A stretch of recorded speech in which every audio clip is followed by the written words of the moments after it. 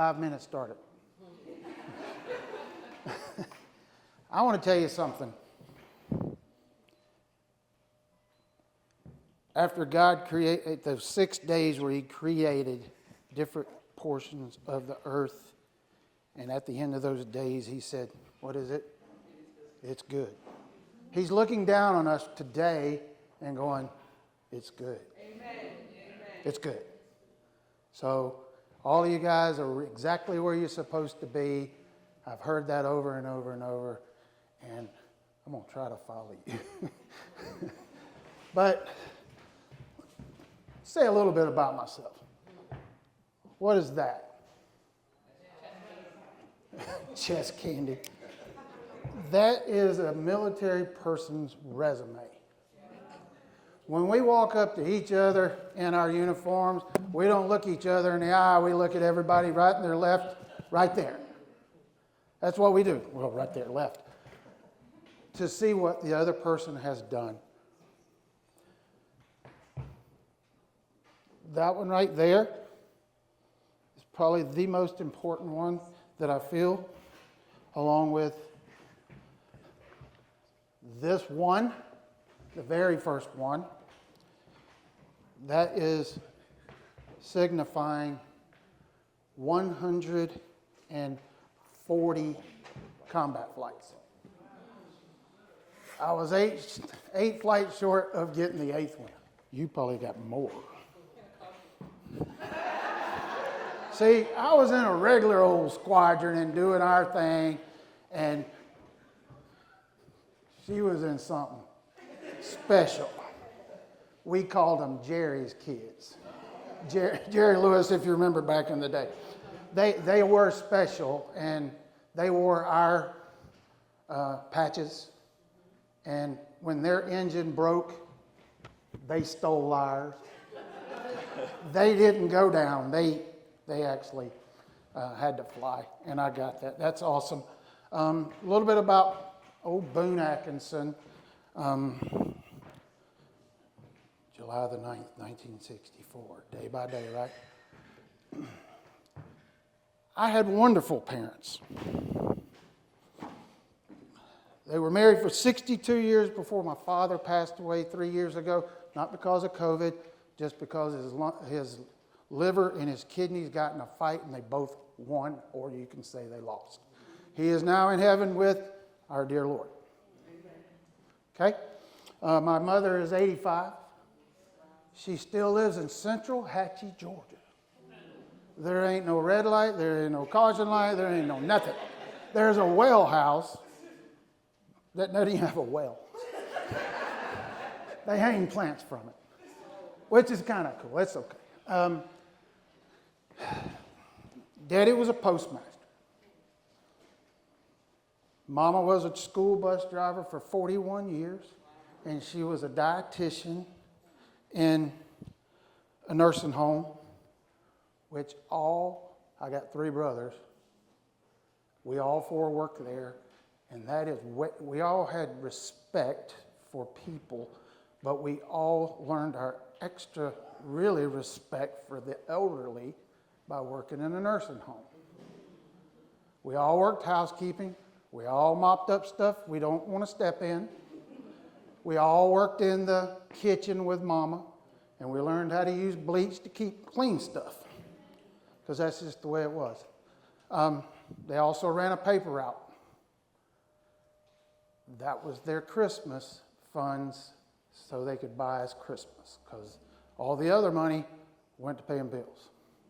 And of course, we all played sports. We all played at the same time, because there were 60 years between all of us and so forth. But I always knew,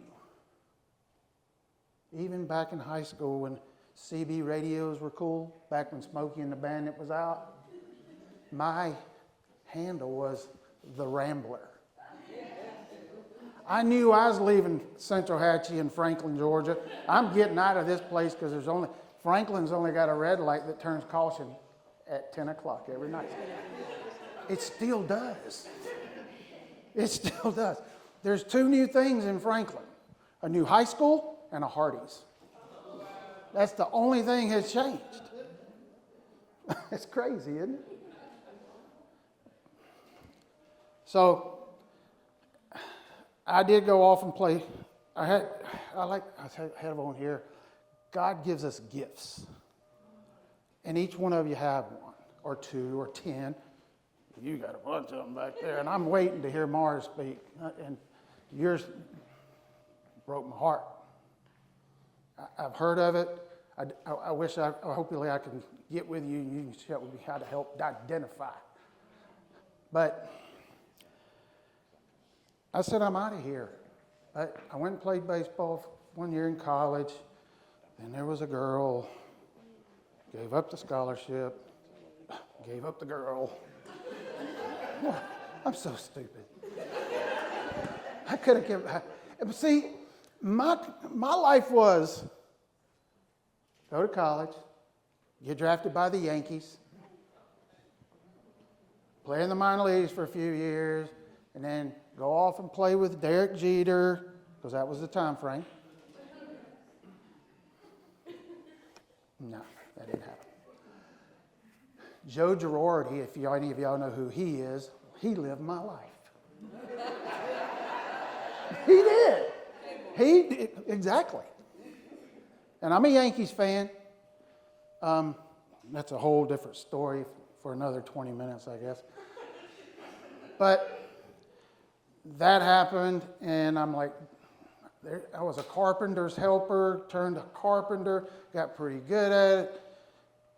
They started sending me home because they didn't have enough work, and I was one of the good workers. Excuse me. And I'm like, why we didn't have any jobs is because the owners of the company were all the profits, so they couldn't pay us. So we had to go. So I'm like, Mama, I'm out of here. I'm out of here.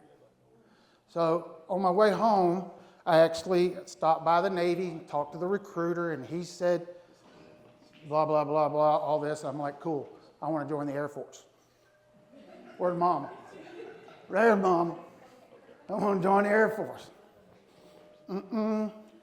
I went and talked to that. So I drove all the way back home, 20 miles, and I drove 20 more miles north to Carrollton, which is where she was. I walked in the door. She looked at me and said, when you weigh 194 pounds, you can come talk to me. I wasn't a very saved person at that time. I gave her some carpenter words, probably. I shouldn't have. Oh, wow. But, so I turned around and drove 40 miles back to the Navy, and I said, where do I sign? I want to go today because I need to get out of Franklin, Georgia. There's nothing there. Aluminum plant, and a red light. About it. And Chattahoochee River. Chattahoochee River.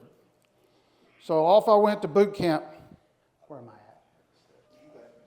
Am I good? Okay. You just started it, right? I slipped in the... no, I'm just kidding. So off to boot camp, Great Lakes, Great Mistakes as they call it. It was 85 degrees when I left. April the 2nd, I just celebrated 39 years since the day I went to boot camp. And I put that on Facebook every single year because I'm so very proud of it.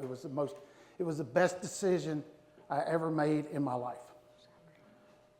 And my wife read that on Facebook. I'm like, you know what I mean. Come on. She's the coolest wife ever. She is. So, and I'm sorry, she wanted to be here, but she has back problems going on. Anyway, finished all that up, went to Memphis, Tennessee. While in boot camp, I got my A school where they teach us what to do, our jobs. And I became an avionics technician. That's exactly what I wanted to do.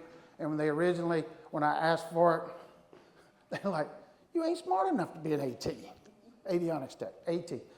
You were an AT. You one of them super smart girls. I don't think so.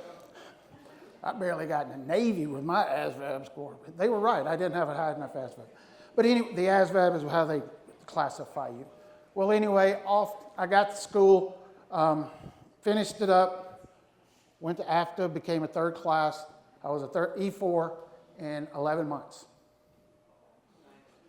Off I went to Sicily after some initial training for the aircraft. Spent 5.5 years in Sicily. Loved it. The best espressos ever. But don't drink 4 of them before a ball game, a softball game. You can't blink. Y'all mind if I sit down? I'm wearing myself out up here. Whew. I am 60. So, loved Sicily, saw everything. Oh, I forgot to tell you, there was another girl.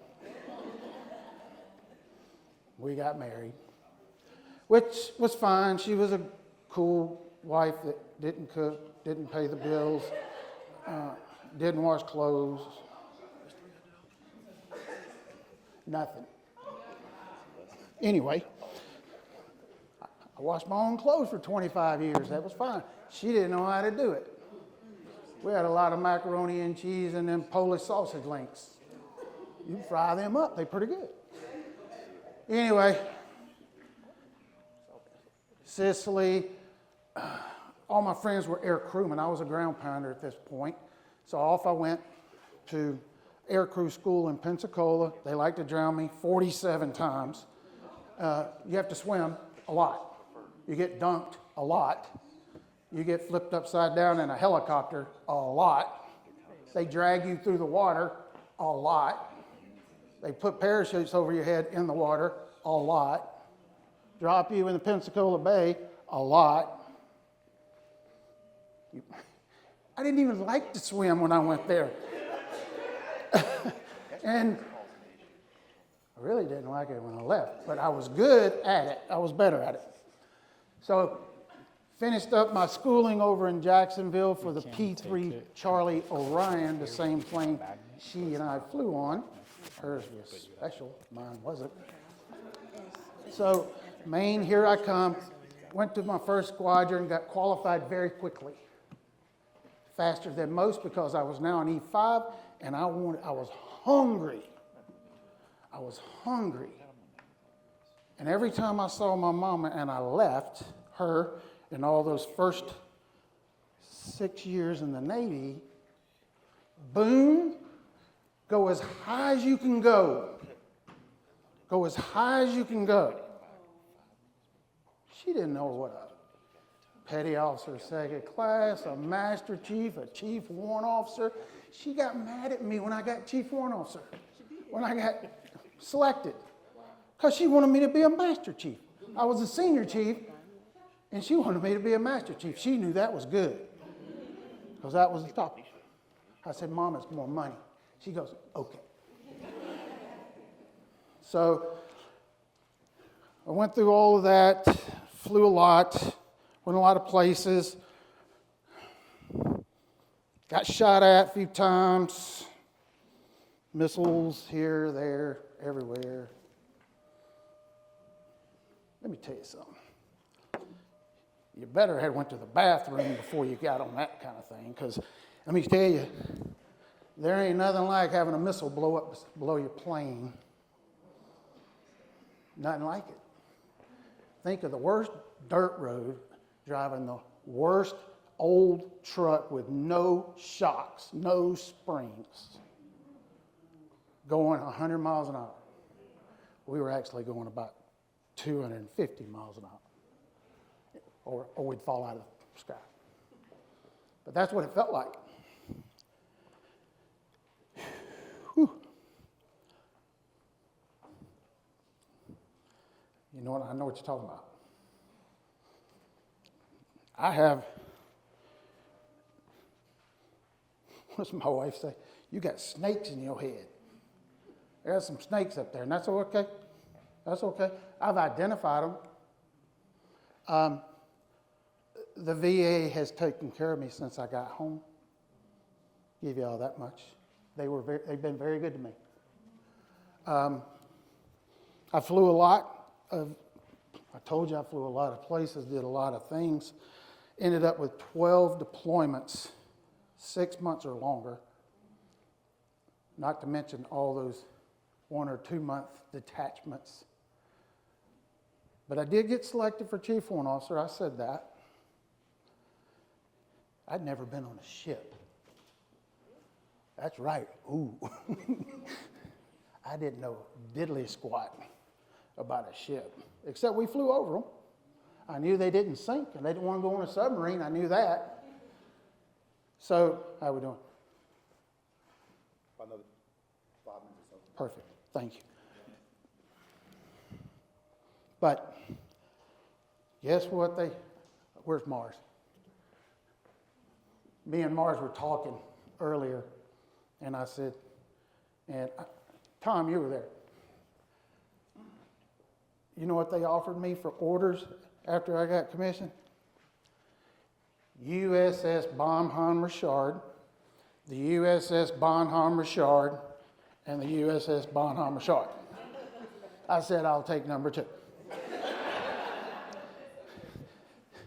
I'm like, you really want to send somebody that's only done this type model series aircraft and put them on a ship? They're like, dude, you ain't never been on a ship, you got to go. So I did. Hardest 3 years of my life, because I didn't know anything about a ship. I had to learn all that stuff, plus learn how to be an officer and do my job. Just because they select you don't mean you know how to do it all. They call us technical experts. In avionics, not all them logbooks and all those files and everything. Well, anyway, I got through that. Really pleased. Went to Naval Air Technical Training Center in Pensacola. That's where they train the young kids for A school now. And it was one of the best tours, because I had 400 students in they call them airframers, aviation, structural, and hydraulic mechanics school. Had 400 Navy and Marine kids. I had 82 fully qualified instructors, all in my charge. There is no greater honor than to have someone in your charge.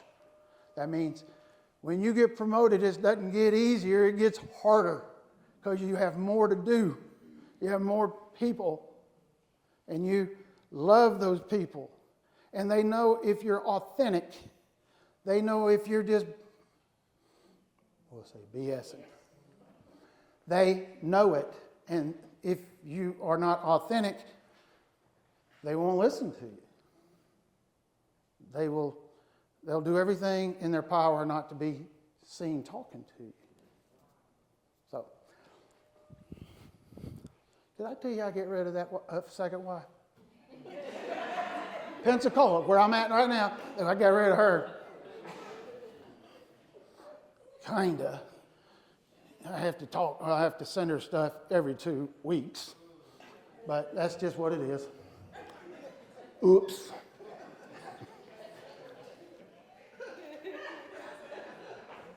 I'm getting there. All right. So off I go. Pretty happy I'm single again, having fun, losing weight. Dropped down to about 175. I ain't wore a size 32 since I was 6. I was working out like a madman. Loving my life. And then Shannon came along. Oh, Lord. I'm still in love. Still in love. Still in love. I hope all of y'all find somebody to love like I love her. And to love you back and you love them. All right, last thing. She got every single thing that you can have done to you in the Navy. Like PCS move, you got a deployment. We were married 2 years before I ever lived with her permanently. because I was in Florida, she was in LaGrange, Georgia. She had a son, good job, la, la, la. But I was back in Jacksonville in patrol, aircraft again, except it was a brand new airplane. Dang it. But anyway, I went on that, we left, went on deployment. Shannon came to visit in Japan. That was fun. We did New Year's, the whole thing. It was beautiful. So, that's kind of my life. And he's fixing to raise the red hand. And that's okay. I've had a great time. Thank you guys for listening to my crazy little story of 30 years in the Navy. Am I red-handed yet? Yeah. I'm red-handed. But just one more thing. No, we talked about this before the whole thing started. It's all about you, Jen. Just one more thing. One more thing. I love you so much, and I thank you so much for allowing me to come here and share my little old silly story. Brother, I love you.